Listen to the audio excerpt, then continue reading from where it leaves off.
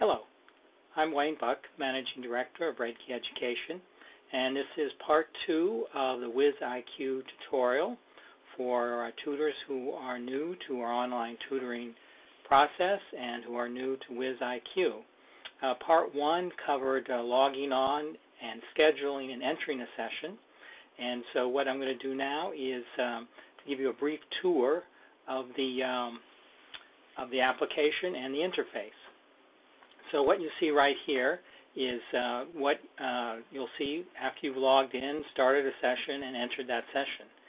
You'll see that the online application is organized around a whiteboard in this area here. That's the whiteboard. And you have some tools off to the left here, toolbar, that'll help you draw and mark and write on the whiteboard. Across the top here, right here is a toolbar that helps you upload documents and do a number of very interesting things we will talk about in a moment. Off to the right here is the chat area on the lower right, and in the upper right is the you'll see the video display, and that's where you can mute your microphone. You want to share your video out right away when you start a session. Sharing a video and sharing a microphone here is terminology that's a little bit misleading. When you're in a session with a student and the student has his or her webcam turned on and yours is on, you will see in the upper right-hand corner here, you will see their picture, their image, and a tiny picture-in-picture yourself, so you can monitor how you're coming across on the webcam. Now there's a microphone and a little webcam icon there. Make sure you understand how those work. You'll want to enable the sharing of the microphone and the sharing of the webcam, which simply means that you're enabling a two-way audio and two-way video between you and the student.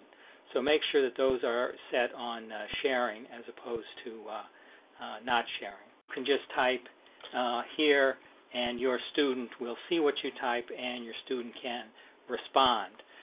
Okay, let's return to the whiteboard here for a second and talk a little bit about that. So as I mentioned, over here on the left is the toolbar. So here in the upper left-hand corner is sort of the freehand drawing tool, and let me make use of that.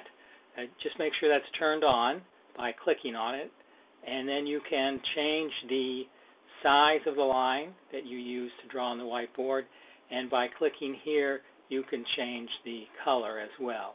So let's make this a red color and of size 3.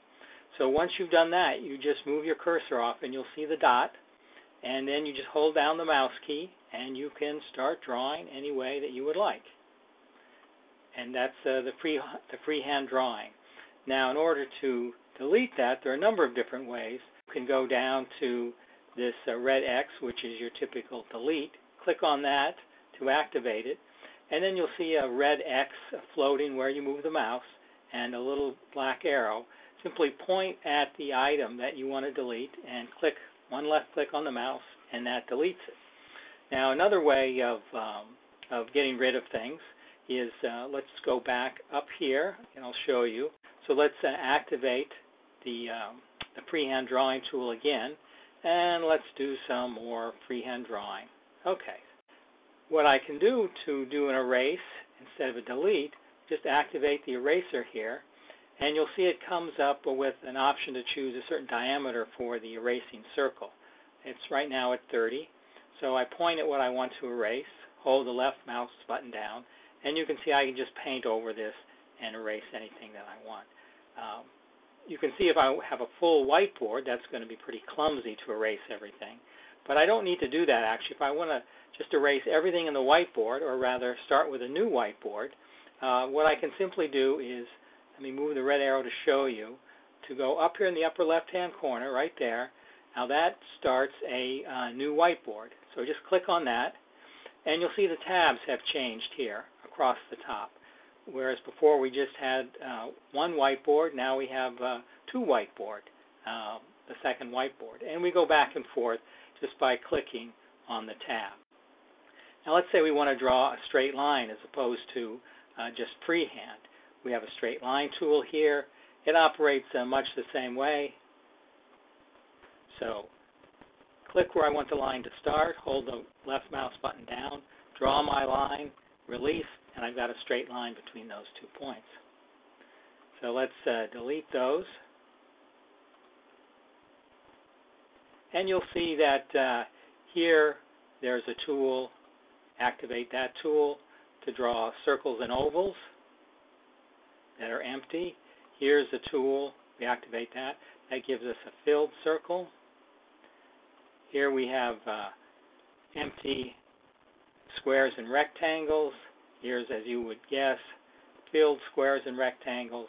And again, we can select a color for the rectangles we draw. So that selects the border color. We can select a fill color, and I can do something like that. Now we have a text tool here where I can write some text. So I just activate the text tool, click somewhere in the whiteboard, and I just start typing. And you'll see that the typing box changes size as I type. So there you go, I put some text on the whiteboard. I have a highlighter right here. So activate the highlighter, and then I can do some highlighting. Now let's start a new whiteboard here. Click up here, again, the upper left-hand corner where it says New Whiteboard, and I get whiteboard number 3. Now one of the cool aspects of this whiteboard is, and let me show this to you, here's a little grid. You click on that grid, and that allows you very quickly to put a graph on the whiteboard. So you can easily imagine how useful this will be in tutoring mathematics. So I put my graph here, my graph background, my graph grid. Let me click on the straight line, and I can very quickly draw my X and Y axes. I go to the text tool. Here's the Y axis. So I type Y there. Here's the X axis. That there. And let me put some text up here. I'll say graph showing a function. So that's what I want that to be about, graph showing a function. Now let's select the freehand tool, make this line a little bit smaller, and instead of red, let's make it a blue line, a dark blue line. So I can quickly freehand put a graph a function here and begin to talk with the student about that function. Now, an additional cool tool, which isn't on this left-hand toolbar, but it's more up here, is this capital M. Click on that capital M, and that invokes the mathematics toolbar. You have all kinds of mathematical symbols that you can add to the whiteboard.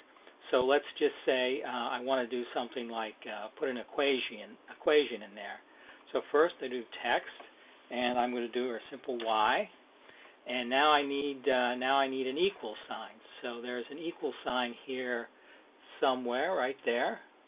And I click on that to activate it, and you'll see my little cursor here as a new icon. That's equals.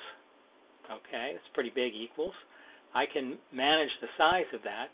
Let me show you how that works. Let's just click on, let's just take the sum symbol here.